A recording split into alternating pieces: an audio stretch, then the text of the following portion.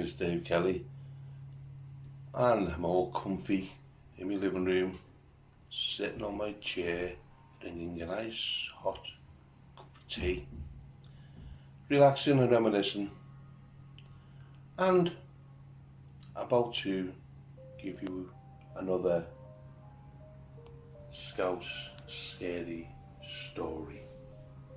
Remember, all these stories are based on fact, and they are somewhat scary in parts, because anything factual when it comes to ghost hauntings or strange happenings can be a bit scary. But don't worry, you're in safe hands with the Blind Scouser. I know many families have stories to tell about strange happenings, and grandfathers, grandmothers, fathers, brothers, sisters, aunties, uncles, all have those little stories that they've seen, a dead grandfather or member of the family recently deceased, still popping up now and again in the house, giving them a nasty little shock or whatever. We all have these strange but true stories, whether they're just in the mind, just memories flashing back, or whether they are real. Now, I myself think they are real, most of these stories, and this one is definitely real because it happened to me. Now, like many families, we had aunties and uncles, and some of them were never married, were spinsters and were bachelors all their lives. And we had some aunties and uncles that all lived together in a cosy house. Just call it number 22. I won't say where it is because they're not there anymore, or not physically. Anyway. And one by one, fortunately, as they got older, they departed these mortal chains here on earth, wherever they were going, hopefully went up rather than down. And then there was two of them left, my two aunties, and they were my favourite aunties. And as a child growing up, I'd knock on the house and they'd come in and give me sweets, or they'd bake a cake. Used to visit me nans, and unfortunately, time goes by, and they had a little dog, a Pomeranian, called Pommy, very original. And this dog was the most vicious little dog ever. Hated kids, definitely hated kids. They used to go for it all the time. We used to laugh about it. Pommy, never got a chance to stroke it. But they loved it, and Pommy loved them. And one day, unfortunately, my first auntie, passed away. And my other auntie, we call her Auntie A, was very, very, but she didn't cope well with it, because they lived together all their lives, really. And she was alone with Pommy. And she became very ill and worried, and in fact she was, she couldn't move off the chair. She developed Parkinson's and she was very, very ill. And when my mum used to go to look after her, and my auntie, my other auntie, used to look after the Auntie A. And the neighbours had a word with my mum and said, listen, I hope you don't mind me saying this, but can you tell your Auntie A to keep the noise down? She's running up and down the stairs and smashing and breaking plates and things happening. And my mum said, well, she can't move out the chair. She's got Parkinson's and she can't move. So when we looked in the house, Auntie A was in a chair, couldn't move, couldn't talk. There was plates smashed. There was all kinds happening in the bedrooms, in the kitchens. It was a very, very strange happening. And my Auntie A had to go into hospital. And while she was in hospital, my mum said, why don't you give Auntie A's house a good painting, good clean? I was 16, I thought, yeah, I can do that.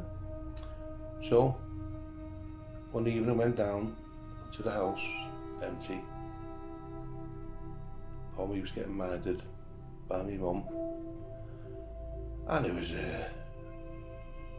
which was a happy house and happy memories. I went in, and of course the paint and the paintbrushes were down the proverbial cellar. And I'm thinking, the other auntie passed away. I'm thinking, oh, she's probably there looking after me. Opened the cellar door. It's black. And then I remembered the lights don't work down in the cellar, so there's a torch in my Auntie A's bedroom in a drawer. So I runs upstairs for the torch, open the door, found the drawer, found the torch, slam. The bedroom door just slammed closed. Oh my God, it's been a gust of wind or something. Turn on the handle and open it. Wouldn't open. Pulling. Nothing. Eventually, after a little, got a bit worried, I got it open. I thought, oh, it's been a stiff door, whatever it was.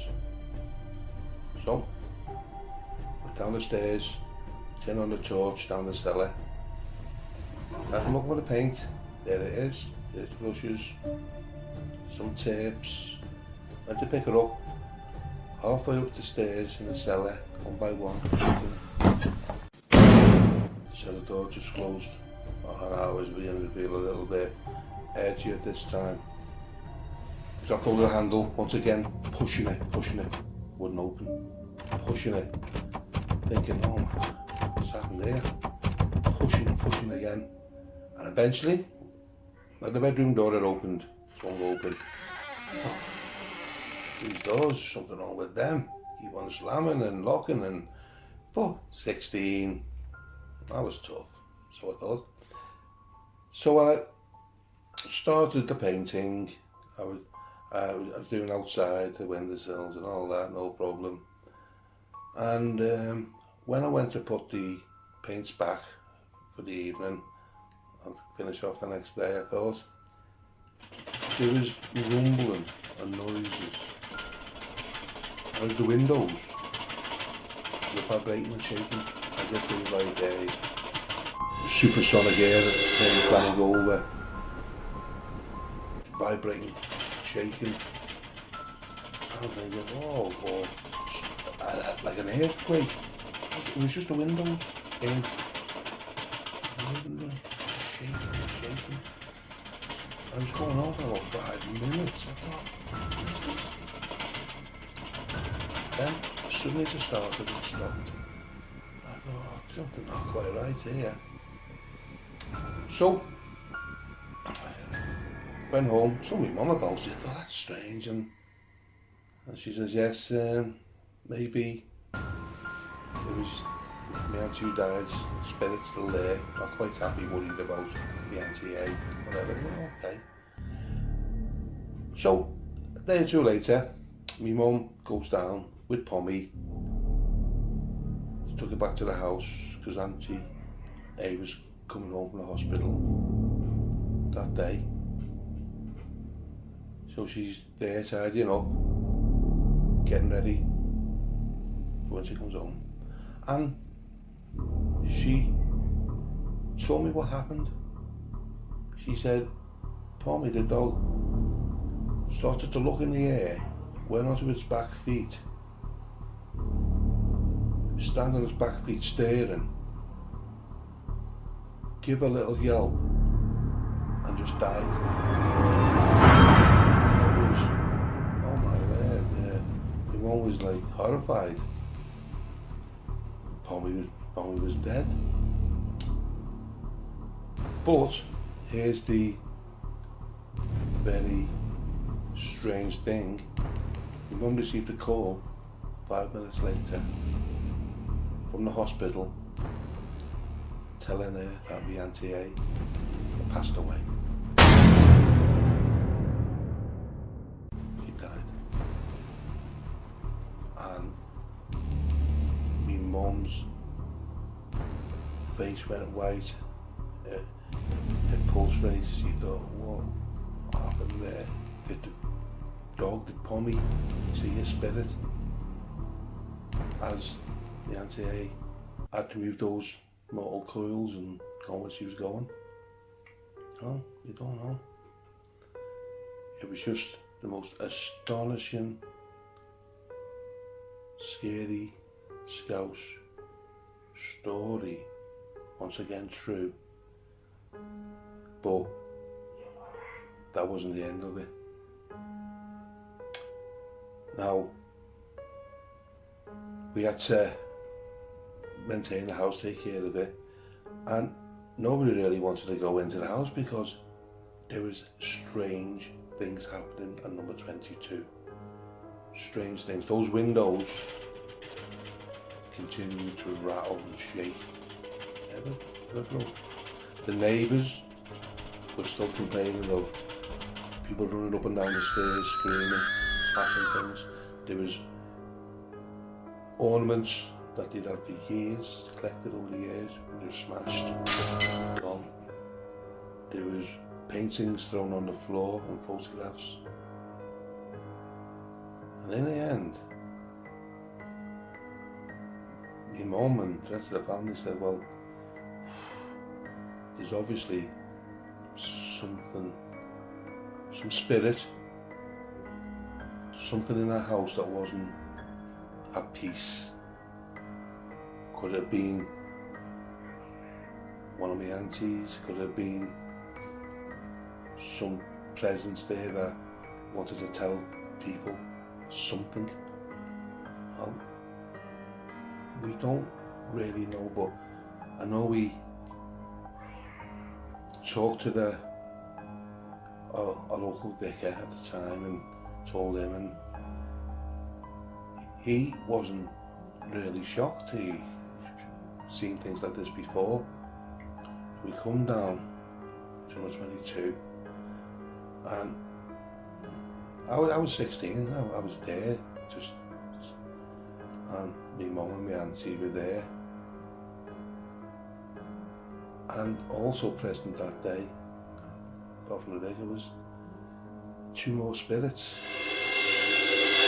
or maybe more, because as the vicar was saying prayers and sprinkling holy water around the house, the windows started to move. There was noises up and down the stairs. There was, the temperature just dropped to near freezing. Now this was in June and we were shivering. I looked at the vicar's face. He'd never seen anything quite like this before. The door upstairs, the bedroom door, started to slam repeatedly. And bit by bit, as he's saying the prayers and whatever Latin phrases he was using to make those unhappy spirits be at peace, slowly the window stopped rattling, the door stopped slamming,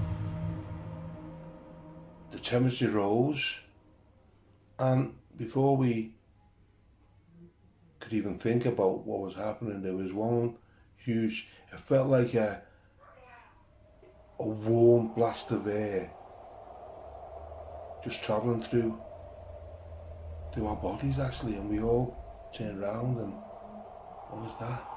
It felt like a hot blast, like you get when you open an oven door that's been on for a while. When I went, there was no more unnatural noises or spirits that were lost and needed some peace. Number 22 became the number 22 that I remembered as a child, and many years later it's still to this day at peace for now. And that was a true Scouse scary story. Now, we've all got these scary stories in our families. Reflect on the ones you have in your family. Never be scared, frightened, but it is good to talk about them, let people know. I thank you.